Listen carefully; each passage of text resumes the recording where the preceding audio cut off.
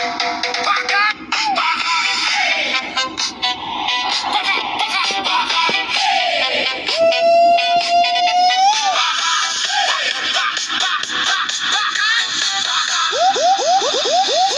sabi ng kaibigan mo, lahat daw mali ang mundo.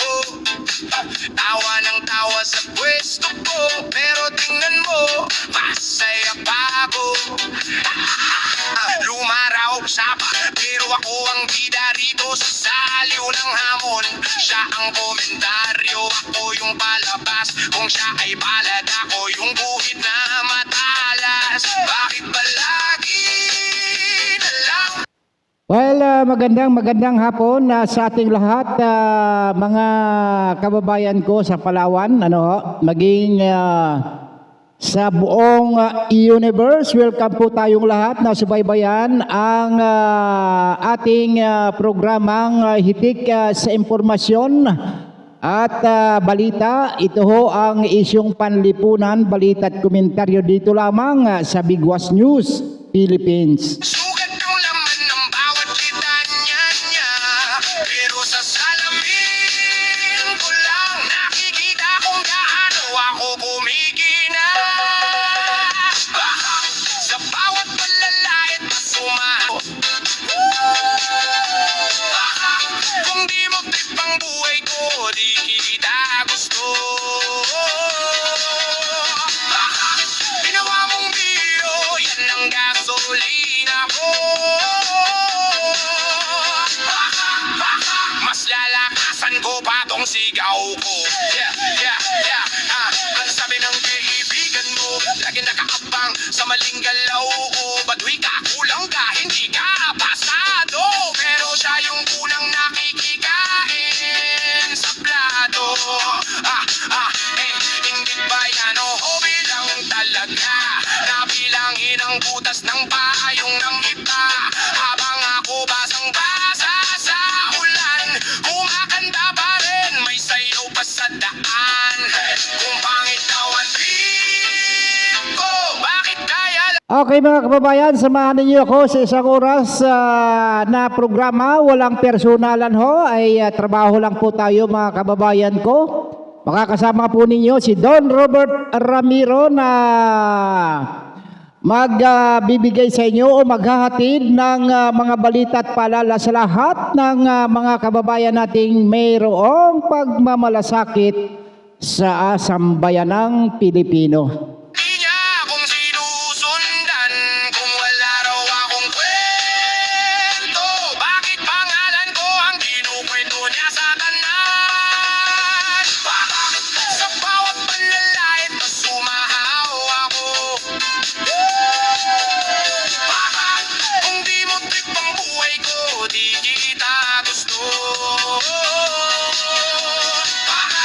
Ginawa mong biro, yan ang Okay, ang headlines po natin ngayon, unang-una, panibago na ho ang makapangyarihang Blue Ribbon Committee ng Senado na ika nga yung chairman ngayon ay yung nag-iiyak noong nagkaroon ng ika nga kaguluhan dyan sa Senado, yung kapatid ni Senate President Alan Peter Cayetano.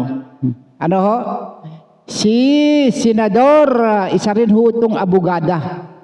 Mabuti ho at abogada ang nailagay ho dito sapagkat mainam ho yung may kaalaman ho sa batas.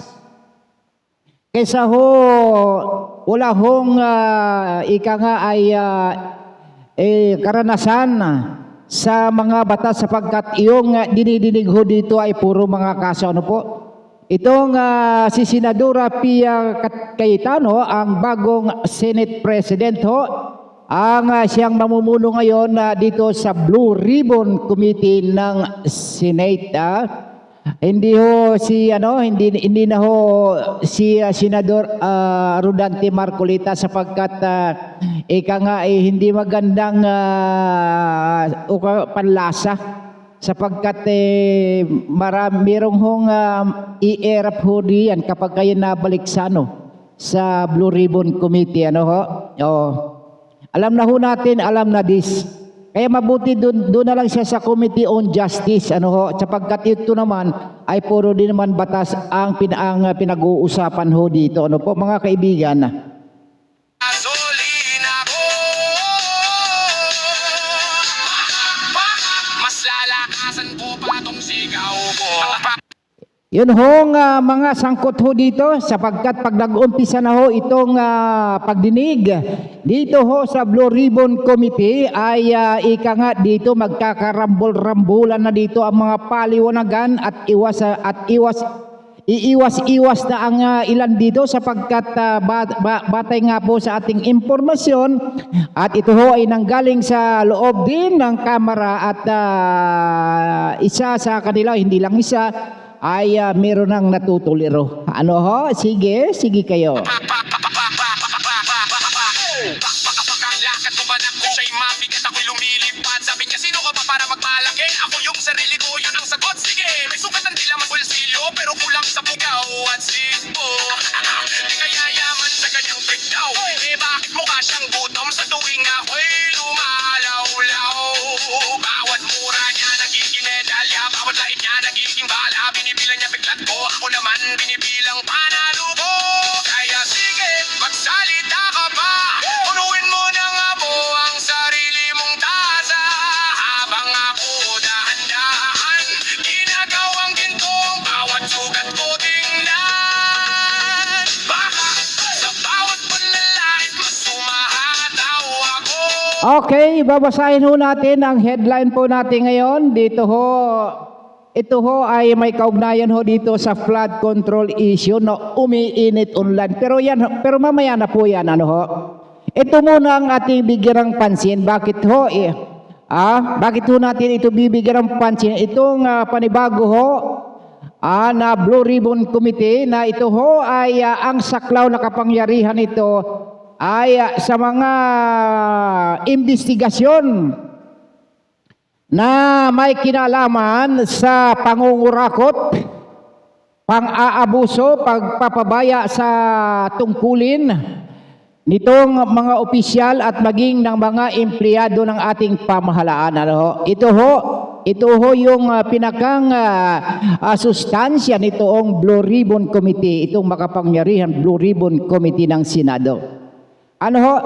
Ito rin ang nagpapatupad ng probisyon ng saligang batas hinggil sa ano ibig sabihin ng nepotismo? Wow, ang dami-dami ha. At nagsasagawa ng investigasyon sa mga bagay na may kinalaman sa pampublikong interes. Ano yung mapampublikong interes ho natin? Yun hong, yun, susulpot na naman, magtatagmula na naman yun, ha? Yung mamalawak ang pagbaha, ay public interest din po yan. Yun ang pagnanakaw ng kapirahan, ika nga yung pera ng sambayan ng Pilipino, public interest din yan. At maging yung impeachment, public interest yan, Ito ho ang magtatalakay ho dito yung BRC, yung Blue Ribbon Committee. Ito ho sinasabi ho natin ang nag-iimbestiga sa mga bagay na may kinalaman sa pampublikong interest sa pamamagitan ng sarili nitong inisyatiba ng mga miyembro ng Senado. Ito ho, dito na ho, kung sino-sino na ho itong mga patatawag ho dito. Kumbaga, back to zero tayo ngayon sapagkat bago na ho ang pamunuan ng Blue Ribbon Committee. Ang mga sangkot sa kontrobersya ng flood control, yung flood control project dito sa ating bansa na kinabibilangan ng mga opisyal ng gobyerno. Anim daw na senador ho ito Yung isa tatahimik yung isa idol ko pa man ito, pusang tinamaan ng kulugo. Sos Mariones Tondo, Maynila, mga kongresista, mas marami rin Sangkater ba ito dito? mga kongresista ay yung bang nasa mga kabinete pa ng punong ehekutibo. Yung mga cabinet members. Ayun ho bang mga kontratista, mga private contractors at mga contractors, yan ho ay talagang bubusisiin ng husto sapagkat ito ho mukhang babawi yata dito si Madam si Senadora Pia Cayetano. Pinaiyak nyo ito panak ng baka pinaiyak nyo ito nung nagkaroon ng kaguluhan dyan kayo namang iiyak ngayon. Sino ho ba yung mga dapat na sampahan ng kaso yung iimbestigahan maliban ho dyan sa mga pribadong mga kontratista sapagkat sumambulat nga po mga kababayan hindi lang online ang mga aligasyong ghost projects. Okay? Nakakalimutan nyo na ba? Gusto nyo na bang patayin ito? Ito unti-unti na talagang pinapatay ito ng dating dating BRC kung saan napunta hanggang sa nakapunta ng West Philippines Sea. Yung pag-iimbestiga nitong flood control na ito walang tinapos maliban doon sa naipakulong nilang yung si Diskaya na nagbanggit ng mga pangalan ng mga opisyal ng gobyerno dyan sa DPWH at maging sa mga congressman.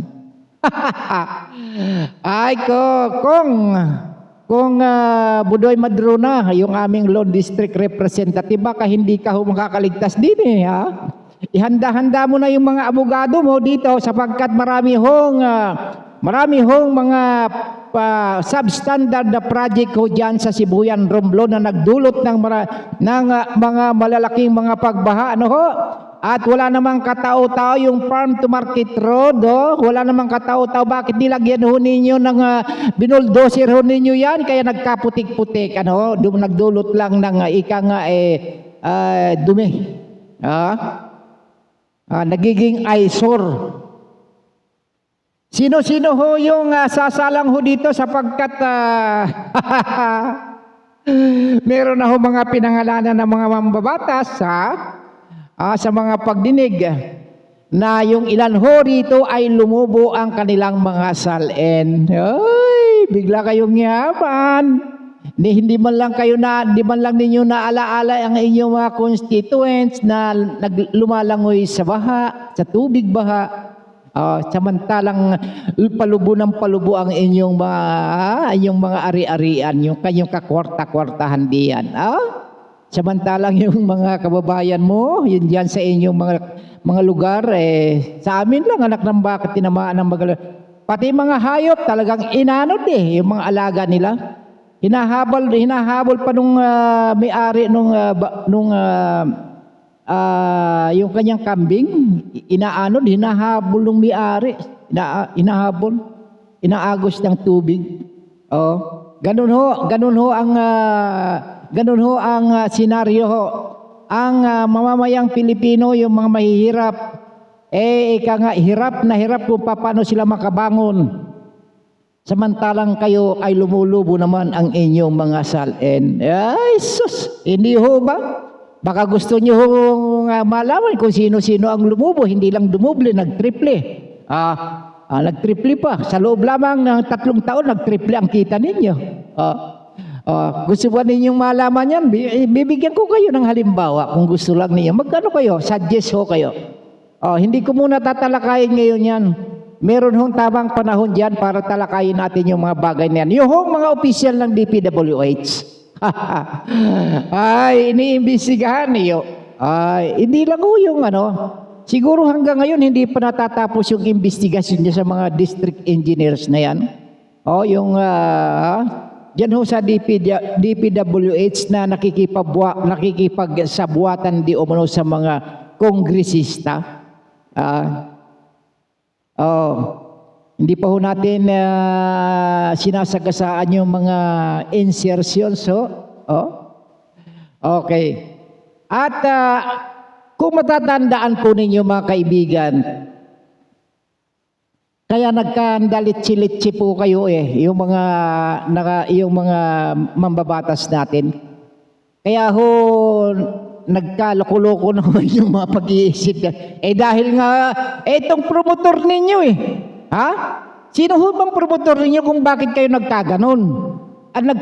Nagkatuloy-tuloy na kayo diyan. Ha?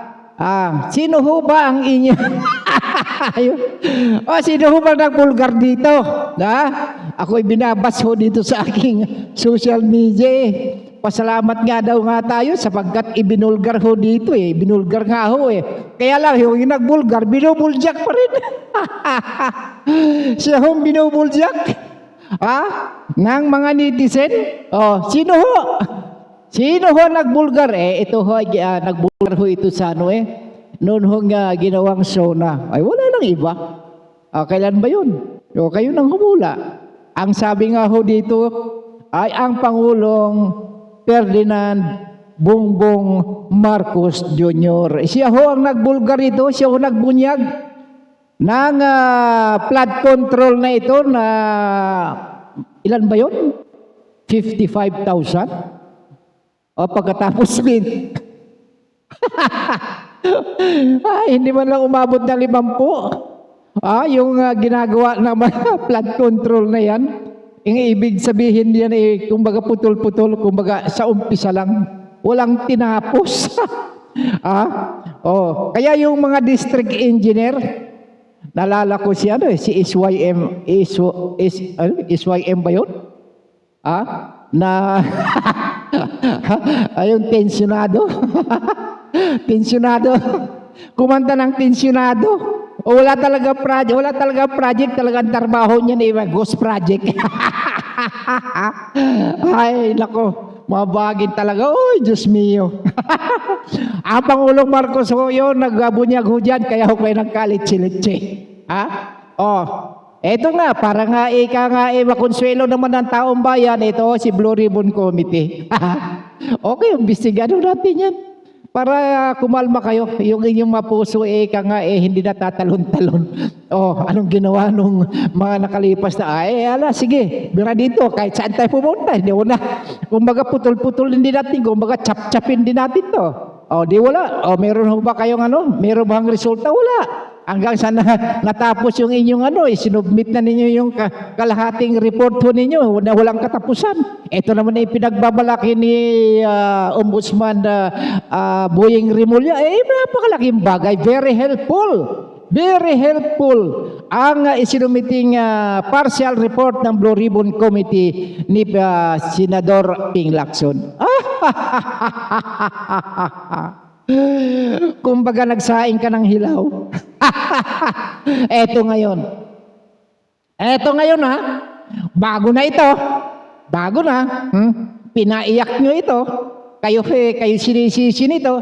Nung panahon ng kaguluhan, wala ni isa sa inyo, wala kayo sa Senado, sila yung brave 30 ang natira, hinahabol pa yung isa.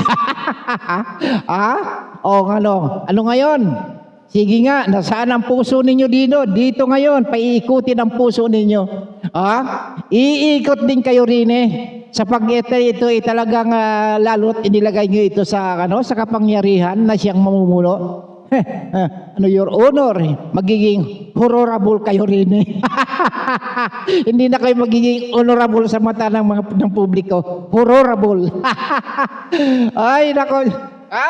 Itong si Pangulong Marcos Jr. na siya nga nagbunyag ng yun hong 15 yung unang sultada ng investigasyon 15 kontratista kagad yung kanyang tinuran at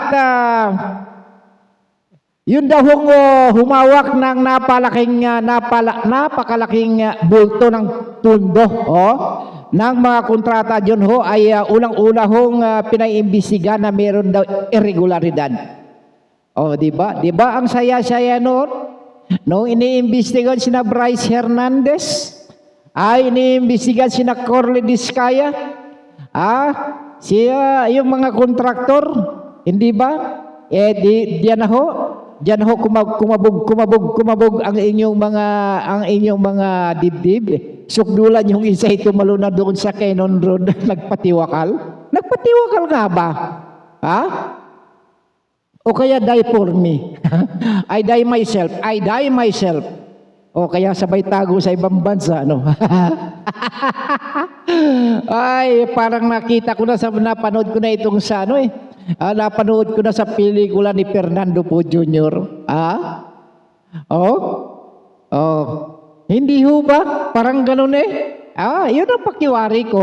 Pakiwari lang naman. Hindi ko naman sinasabing totoo. Sapagkat meron ba kayo na silyado, hindi na ipinakita yung muka.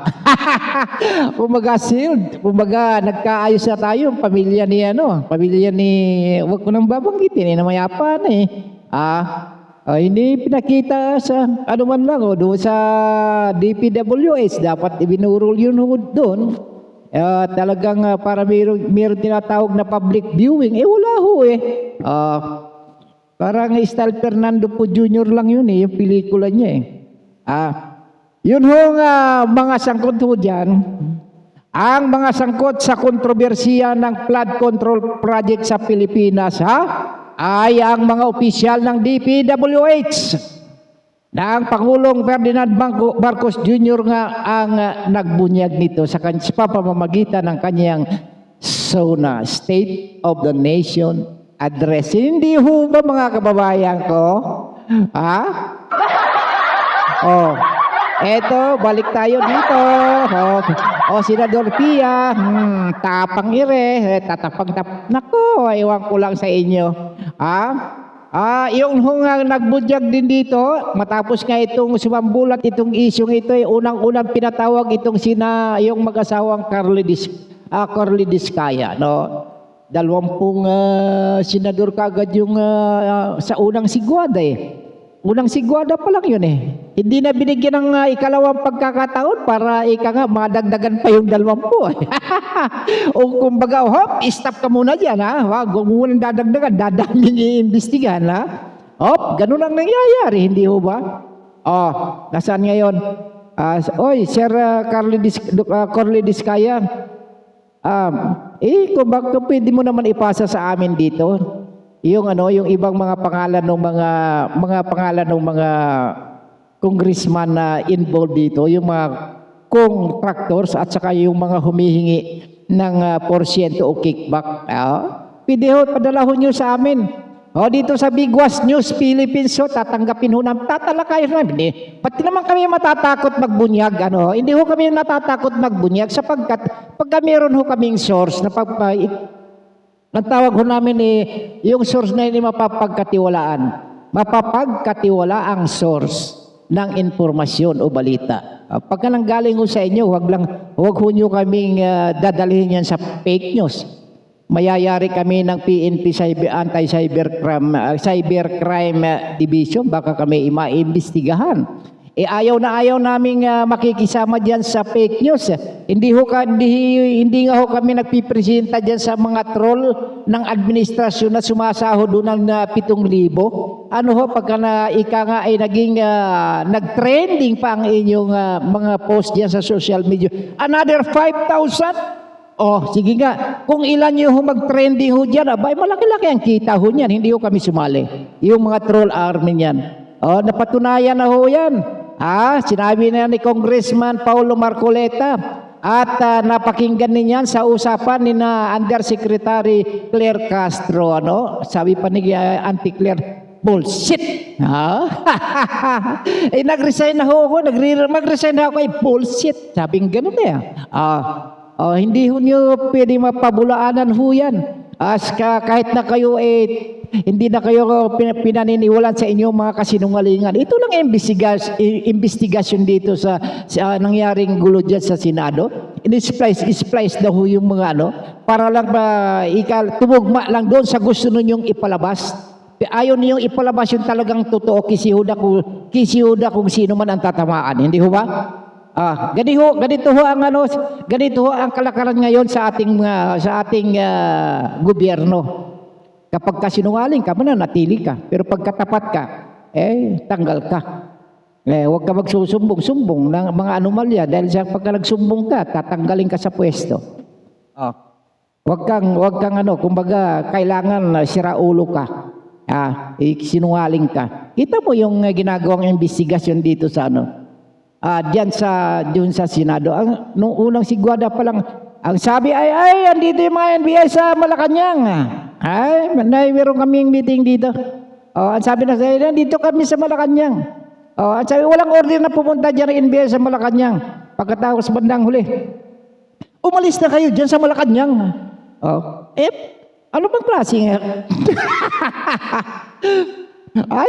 Aywan ko sa inyo kung paano ang pagkakaintindi ninyo dyan. Mga, Kaya, anak ko, aywan ko lang, ito pa. Mayroon pang aligasyon ngayon na ini-splice nyo yung mga CCTV para sa ginagawa ninyong investigasyon. Alam po ninyo dito sa ating pagpula sa punong ehekutibo, dyan sa NBI, dyan sa Philippine National Police, dyan ho sa Ombudsman, dyan ho sa DOJ, ay huwag ka nang maghahanap ng talagang tunay na lumalabas yung talagang tunay na to na pwede mo pagtiwalaan. Wala na akong makita pagpaumanhin po ninyo, sorry po. Ako ho ay nagpa-public apology kung nasasabi ko na ito sa inyo sapagkat yan ho ang aming nababasa, yan ho ang aming napapanood diyan sa television maging sa social media At kanino pa kami maniniwala? Siyempre kami pikit mata na lang. Pikit mata na lang kami. Anong magagawa namin? Kayo ang nasa puder. Samantalang kami wala kami magagawa dyan sapagkat kapag kami nagngangak dito baka kami ikasuhan pa ninyo. Sapagkat ito na nga ho, may order na nga ho dyan ho ang Philippine National Police at katuwa ko yung DICT na lahat yung mga nagdadaldal niya nang wala namang katotohan. Kahit na yan meron namang pagbabatayan na pagsisinungaling, yari ka pa rin, babalik na rin ka. Ano ka sabi ng ating Pangulo? Sige, ikaw, bahala ka sa buhay, maraming darating sa iyo. Ano sabi niya kay Vice President nung sila hindi na in good terms? Gusto mo sige. Okay lang. Daming kasong haharapin mo. Hindi ba? Hanggang ngayon hindi na sila magkabati. Ang ganda ng tandem nung araw at bilib na bilib ako unit team. Pagka sinabing unit team, ibig sabihin magkakaisa. Kaya hindi nyo, nabudol ninyo kami. Doon sa unit team na yan. Laking pagsisisi namin. Kung bakit kaya, paano nyo naisip yung unit team na yun? Kaya kami nabudol binuto ko yan si President Marcos. Ako ay nagsisisi, talagang sising-sisi bakit? Wala ako sa katinuan yung kanyang pamamalakad ng ating bansa. Bayad dito, bayad doon. Anong sabi nung Anong sabi nung mga dating marino? Nung paghuli ninyo kay former President Rodrigo Roa Duterte, meron hong pahayag ang mga doon. Ininterview yan ni Jessica Soho, yung batikang broadcaster, ginamit ho ang ICC. Ginamit ang ICC bilang political weapon laban sa mga Duterte. Ito ho ay hindi pwedeng pabulaanan. Ito ho ang kanilang layunin ay para wasakin ang Duterte group at maging yung mga oposisyon na huwag nang makarating pa sa 2028 national election, presidential election. Ang sabi nung isang marino, habang ini-interview ni Mama Jessica Soho, dalawang malita na yung malalaki. Dalawang maleta. Yung kasama ho niyang Paul, sino ba yung Paul Estrada ba yun? Nagpalit na sila ng pera diyan ho sa Makati, from peso to dollar, na ang perang Philippine money na yan ay 2 million. Ay umabot ng 2 million dollars. From 2 million to dollars, ibig sabihin. Sila ho, nakita ho daw nila mismo. Nakita nila mismo yung pera. Doon sa malalaking maleta. Na ang kausap nila dito ay mga tauhan. Noong promotor ho dito ay si dating Senador Trillanes, yung kausap. Si SP. Sani ay si ST. Ibig sabihin Sani Trillanes. Yung kanilang may tawag ho dito ika nga yung kanilang bugaw, kumbaga ahente. Ang ahenteng, salitang ahente mga kababayan ko ay salitang Espanyol. Pagka atin pong itinagalog yan sa wikang Pilipino, ang tawag po dyan bugaw. Ibinugaw ho. Hindi ho ba? Ni Senador Trillanes, ang sabi nga nung mga usapan ng Marites, 3 trilyon daw yung binayad dyan sa ICC. Totoo ba yun? Nagtatanong lang ho ako. Nagtatanong lang ako kasi pa yan naririnig ho namin Bukod ho dito sa 2 million peso na kinonvert ninyo sa dollars para ibigay ho, ibinigay dyan ho sa mga ICC investigator. Sino ho ang tawag pala dyan, facilitator. Sino ho nag-facilitate ho niyan? Hindi ho ba yung dating Senador Trillanes? Kaya ho pala may dala-dala ho yung warrant. Bayad din pala no ito hulihin si Senador Bato de la Rosa.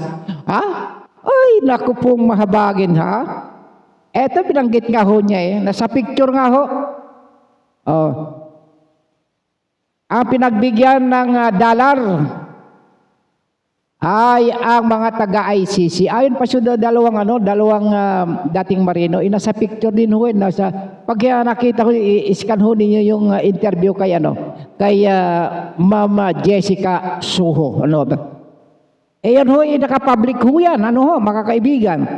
At sila din ho yung sumundo sa mga taga-ICC dyan ho sa Terminal 3 dyan ho sa NAIA. Ito ho mapapabulaanan ninyo na hindi ginagamit ng gobyerno ang ICC bilang kanilang political weapon. Hindi pa ay nako, ewan ko lang. Sira ulo, o kaya naman ay mahina ang utak, o kaya naman ay malnourished ang utak sa mga nagsasabing hindi. Eto, nasa na ba tayo? Sapagkat meron na ho tayong ilan na 25 minutes, magkakalating oras na ho tayo. Bago tayo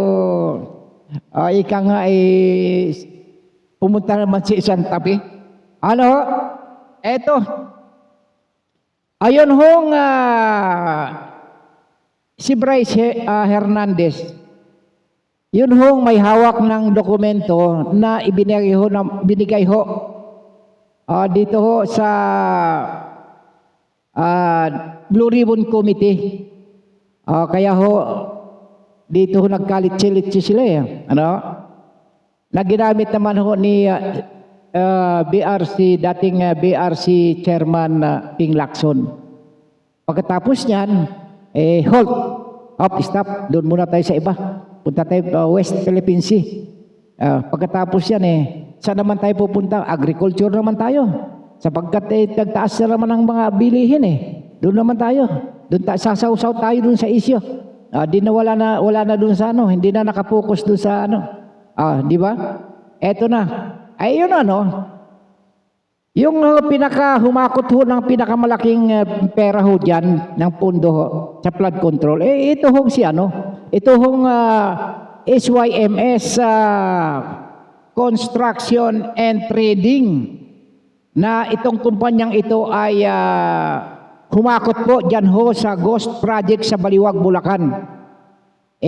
Ang isinasangkot nga ho dito ay 6 na senador. Ibig sabihin, ang binanggit ho kasi dito, 45. Ibig sabihin, 39 na lang, 39 na congressman. Yun ho, ibang senador ho dito kasama ho dyan sa pumirma ho, doon ho sa partial report ng Blue Ribbon Committee. Pag hindi ako nagkamali, 4 yata ito, 4. Samantalang 6, siyempre nakakulong yung isa, si Senador, nakapiyansa na ba? Si dating Senador Bong Revilla, kasama ho doon. Eto. Senator Judge pa rin ba itong mga ito? Sila rin ba ang hahatol dito? Sa flood control na ito, samantalang mga sangkot din pala mga alam magaling. Ito lang nakakatuwa itong nakakainis na nakakatuwa itong nangyayari sa gobyerno natin. Kaya meron ako nabasa kanina Diyan ho sa United Nations, na umabot na yung kakalukuhang ito sa UN.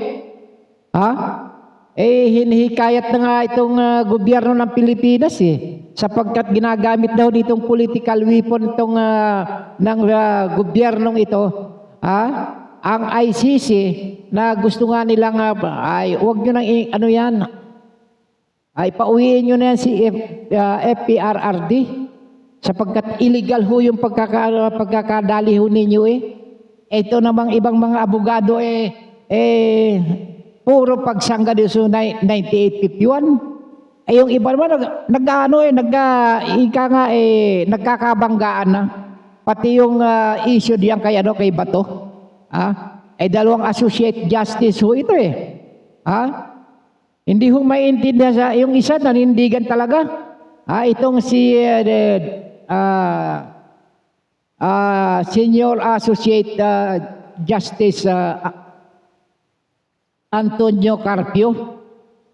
Magkaiba ho sila ng pananaw nitong retired din po ito, si Associate Justice Adolfo Ascuna. Magkaiba sila ng pananaw ho dito pare-parehas naman kayong kaso nga ho, ito nga ho ang sistema. Kung yun hong pabor sa inyo na gusto mong palabasin, yun ang paninindigan mo. Kahit na mali yan, ipagtatanggol ko. Ito ho ang stand ko mali nga yung stand mo, i-correct mo para maintindihan ka ng tao. I-educate mo yung tao sa tamang proseso o kaya pag-interpret ng batas. Hindi, ayoko. Gusto kong panindigan ito. Mali nga ho yan sabi nung isa. Ayaw nga nung isa. Kasi nga, yun ang gusto niya. Pagka hindi yan lumalapat sa kanyang sa kanyang gusto, hindi ho niyan tatanggapin yan. Kailangan yung ang gusto niya ang masunod kahit na mali. Itong dalawa parehong mga Supreme Court justices ito Pero magkakaiba ang kanilang pananaw sa pagtakas o kaya umalis. Yung fugitive, ibig sabihin hinahanap ng alagad ng batas. Yung pagtuturing kung ikaw ba ay fugitive o hindi pa pwedeng ituring na fugitive dahil sa ay meron pang kinukompletong mga proseso ng batas nire-resolba dyan ho sa Korte Suprema. Pero yung isa tapos na siya sa Korte Suprema May desisyon na siya nakuha sa Korte Suprema kahit hindi pa nadidinig Kumbaga advance mag-isip. Yun ho. Kaya ho pag natalisod sungaba. Hindi ho ba? Eto kukuha nga tayo ng reaksyon ho dito. Eto ho. Sapagkat impeachment nga ho yan, yung impeachment na yan ay ang tatalakayin ho dyan, talaga yung flood control. magkakaroon ho talaga ng iyak-iyakan na naman din eh. Ano ho, kukuha lamang po tayo ng mga inputs. Tungkol ho dito ho sa issue ng umiinit nga dyan sa flood control na yan, at sino ba talaga ang mayroong pananagutan? Ha? Sino ho ba talaga? Meron na lang ho tayong 20 minutos na lang yata ito. Pambihira, napakabilis ng oras. Sapagkat umuugong mga kababayan ko, yun hong issue. Yung issue tungkol dyan sa flood control na yan, sapagkat dito sa social media, napakabilis ho lang ng tikatik ng kanilang mga daliri pagka nakabasa sabay pindot dito. Kahit na hindi na iintindihan yung kanyang basta't nakita lang, headlines pa lang yan nakapag-ano na kagad, nakapag-conclude na kagad. Meron kagad na konklusyon. Hindi muna tinatapos muna yung kanyang binabasa para hindi niya muna inintindi. Kaya ho nagkakaroon ng maraming mga konklusyon, mga opinion yung mga kababayan natin. Ito. Ang sabi ho kasi, umuugo ngayon sa social media, ang mainit na talakayan hinggil sa flood control project sa bansa na kung saan samut-saring opinyon ang bumabaha kasabay ng mga tanong ng publiko. May ilang netizen ang naglalabas ng pananaw na iniuugnay si Vice President Sara Duterte at ang kanyang ama na pinagmulan umano ng isyu na ayon sa kanila ay ngayon lamang lumutang sa ilalim ng kasalukuyang administrasyon. Kita mo? Kita mo? Kumbaga ang putik nila isinaboy sa mukha ng iba. Ay, sos, Mariones, Tondo, Maynila ito. Baka mamaya pag-utot ng pagong sa mga Duterte pa rin yan. Ibibintang. Ay, nakaw. Hindi ba? Ay, yung mga yung grade 18 na mga sundalo manindigan kayo. Manindigan kayo, patunayan ninyong inyong mga aligasyon. Si Atty. Baligod si Marine Master Sergeant ex-Master Sergeant Orly Gutesa, manindigan kayo. Itong mga ito sinasabi na yung kabalbalang ito sa panahon ng mga Duterte. Ay, tinamaan ng magaling. Tuloy tayo. Baka tayo mag-overdose sa katatawa din Ay, ang gulo kasi, singgulo ng buhok ko. Okay, tuloy ho tayo. Ngunit sa gitna sa gitna ng ingay dito sa social media, online yan, ay malinaw na ang ganitong mga pahayag na nagbumula lamang sa opinion at haka-haka ng ilang mga netizens ay wala pang kumpirmasyon mula sa opisyal na investigasyon o pahayag ng mga kinauukulan. Kaya naman, hatiho ang publiko. Hatiho ang opinyon ng publiko. Kaya ang mga ito ay yung kanilang paniniwala ay hindi ho masasabi nating meron na ang konkretong ebidensya bago magbigay yung ating mga kababayan ng kanilang opinion o kaya magiging pasiya. Wag naman huwag naman kayong ganon. Makahawak lang kayo ng kaya tira ng tira kagad para bagang meron na kagad kayong conclusion Huwag naman, magkaroon naman kayo ng eto ho. Habang patuloy ang palitan ng opinyon, ay mas lalong umiingay ang usapin ng magsalita itong political analyst, itong si Madam Malotikia. Madam Malotikia, political analyst po yan, hindi basta-basta pipitsuging political analyst po yan. nire-respeto, ginagalang ho al bawat salita niyan, o kumbaga parang stage woman din ho yan. Pinipili ko yung mga tao na na kinukuhanan ko ng impormasyon na pakikinabangan ho natin, hindi ho yung impormasyon natin ibasura sa inyo, no? Kailangan ho makinabang ho tayong lahat. Kailangan ho nating ma-educate, sapagkat alam naman ho natin, marami hong magagaling dito marami ho. Di ba? Eto, yan. Yung mangurap, piling tumanggap, buhay at hanggang na ay di masarap. Galing yung matanggap, kami ang naghihirap. Nung nabuto tayo, kanya-kanyang palusot na Okay, tuloy ho tayo. Ito hong binabanggit ho natin yung political analyst na ito, si Madam Malutica. Hindi dito, hindi niya napigilang maglabas ng matinding puna laban sa umunoy yung kanyang style ng komunikasyon ng administrasyong ito. Kaninong administrasyon? Sa Duterte administration ba? O administrasyong ito? Kasalukuyang administrasyon. Kanino ho ba yan? Administration, Marcos Jr. administration, hindi ho Duterte. Kanino ho? Binibintang sa mga Duterte. Ito ho ang sabi ni Madam Malutica, ang administrasyong ito, ang kanyang pinupuna. Yung style ng kanilang komunikasyon. Dito lang ho sa investigasyon nyo sa Senado ho. Diyan ho. Tingnan ho ninyo. Tuloy ho natin. Dagdag pa ho ng political analyst na ginagalang po natin. Kaya hindi ho natutuwa ang mga tao sa kanya. Kanino ho kanya pinatutungkol?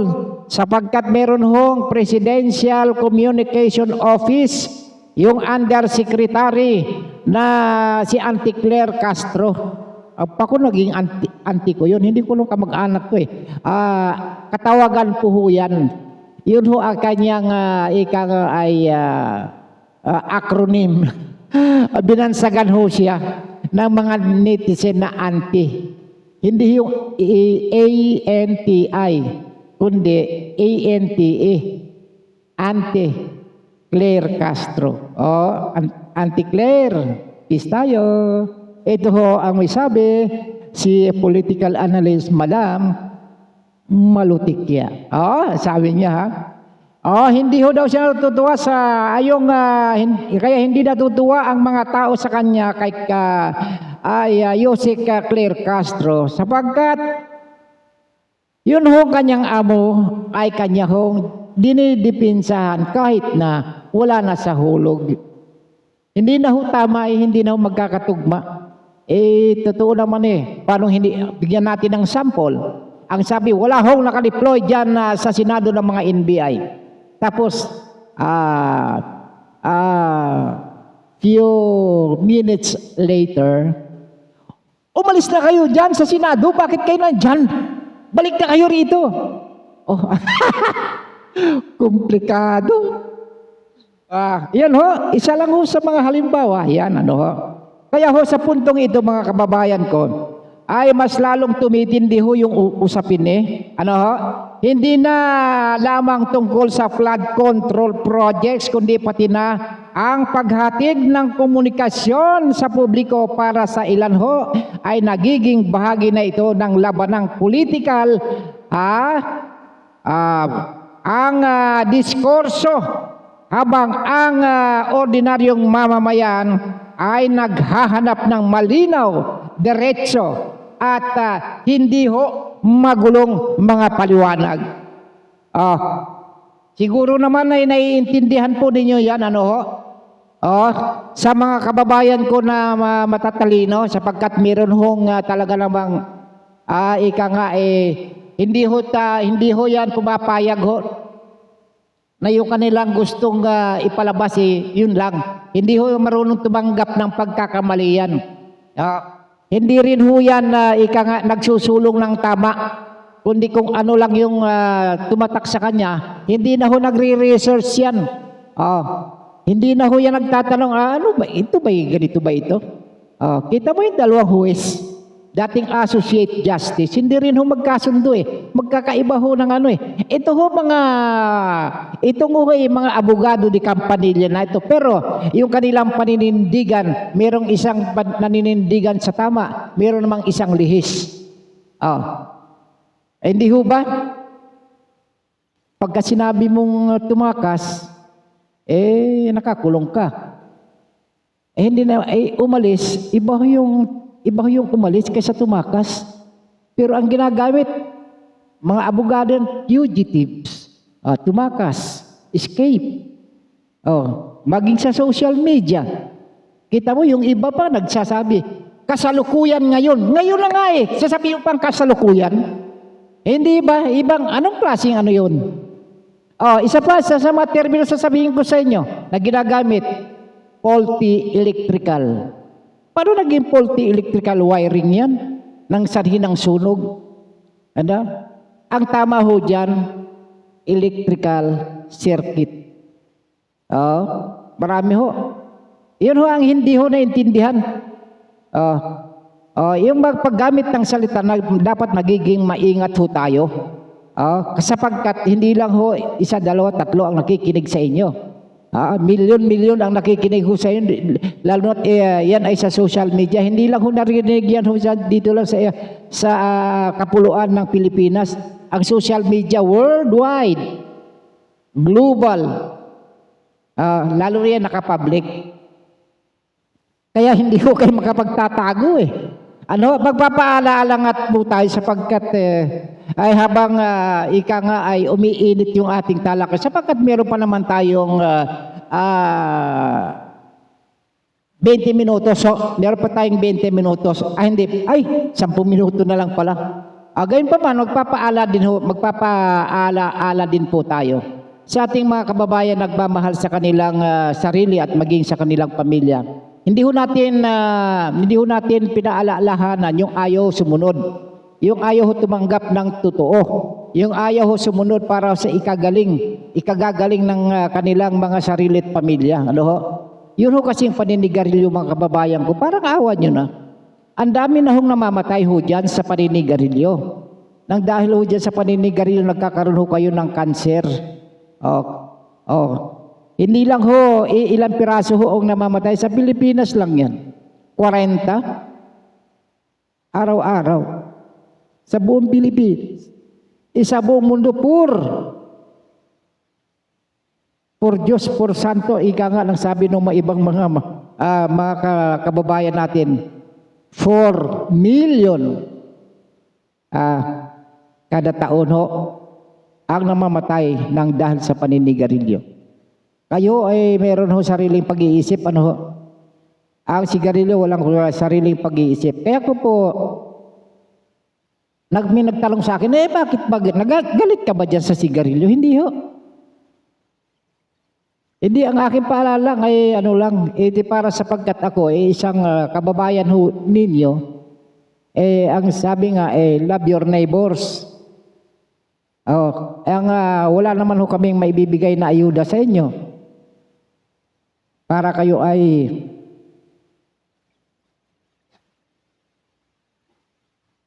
huwag nang manigarilyo.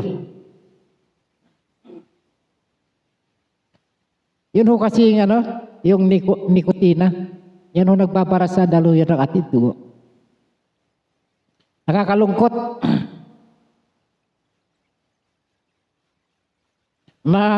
Mabalitaan mo na isang kaibigan mo namatay o kaya binawian ang buhay. Isa ho sa mga dahilan ay ang paninigarilyo. Kaya ako hindi ako naninigarilyo. Iba na ho yung bisyo ko ho. Mag-jogging na lang, mag-bike. Para humaba buhay natin, kumain tayo ng tamang pagkain. Yun hong paalala ho natin, hindi ho namin kayo hinihikayat. Utusan man lang. Kami ho'y nagpapaala. At hindi rin ho kami dyan sa nagmamanufacture ng sigarilyo sapagkat negosyo ho nila yan. Ang gobyerno ho ang nag-regulate ho dyan. Kaya nga ho merong pinatawan na nga ho yan ng ng mataas na tax, yung sin tax, para ika nga matauhan din kayo. Kaya lang, marami pa rin hong tumatangkilik, nakikita ho natin, yung mga tindahan ayaw na ho magpasindi, bawal ho magsindi. Pwede kang bumili, pero huwag kang magsindi sa harap ng tindahan. Kailangan pagka bumili ka ng sigarilyo, bumili ka na rin ng pusporo. At doon ka sa malayo, magmanigarilyo. Meron na nga ho dyan sa Mindanao yung PUASO, Philippine-wide Anti-Smoking for Health. Yan ho ay kanilang ini-endorse talaga. Gusto ho nilang makatulong sa sambayan ng Pilipino na makatulong sa kanilang mga kababayan na huwag na silang manigarilyo. Iyon ho ang kanilang trabaho. Meron na hong 22 mga munisipalidad at 3 probinsya ang kanilang natutulungan para ipalaganap ho itong ang panganib ng paninigarilyo, sapagkat totoo naman na nakalagay na ho dyan sa pakete, smoking is dangerous to your health. Kaya nasa sa inyo ho yan. Hindi naman ho kami ang nagbibigay sa iyo ng pambili para na rin kayong bumili ng inyong sakit. Pagkatapos na magkasakit, kayo ay magpapagamot. At kung hindi na kayo sa gamot at kayo na-stroke siyempre may maintenance yan, kayo rin. Ay kung hindi kayo naabot dun sa sa maintenance yan, doon ako kayo inabot na yung 6 feet below the ground. Ibabay na sa inyong sa pamilya. Kawawa naman yung pamilya nyo. Nagiging pabigat pa kayo nang dahil sa inyong katigasan ng ulo. Huwag kayong gagaya doon sa mga kababayan natin na mahina ang utak. Mahina ang pag-iisip. Ang tawag nila malnourished. Okay mga kababayan yung ating mga hindi natin pwedeng malimutan ang ating mga kababayan na patuloy na sumusubaybay. Meron na lang po tayong 3 minuto bago tayo magwakas. Ay babatiin ho natin yung ating mga taga-subaybay, lalong-lalo na ho dito sa mga kababayan natin sa abroad. Ngayon ho ay birthday. Happy birthday ho kay Madam Josephine Macapagal. Ito ho ay nasa Anaheim, California. Birthday niya ngayon. Happy birthday, ma'am. Sana dumami pa ang lahi mo. Kaya ay umabot ka lang 1,000 taon. 1,000 taon. Okay, si Ma'am Farah Gagaranid sa Canada po yan. Si Wendilyn Reyes sa US at maging si Lourdes Sadicon. Sa aking mga batchmate ho dyan sa Bukidnon National School of Home Industry, sina Engineer Jimmy Apostol, Espiridion Ligaya, Wilfredo Gutierrez, Danilo Lagahit, Atanasio Briones, Miriam Barbosa, Marilo Octaviano, Sioderli Permalino, na Nets Kalulo, Los Mainit, ang aking mga sino pa ba? Si Catherine Hamis, sina Paterno at Sinaida Gahonera. Sa aking mga advisors, class advisors sa BNHI, ay sina Ma'am Yvonne Catli, Ma'am Rose Kalikaran, si Sir Rahel Magbanwa, Sir Autida at Sir Permalino, at marami pang iba.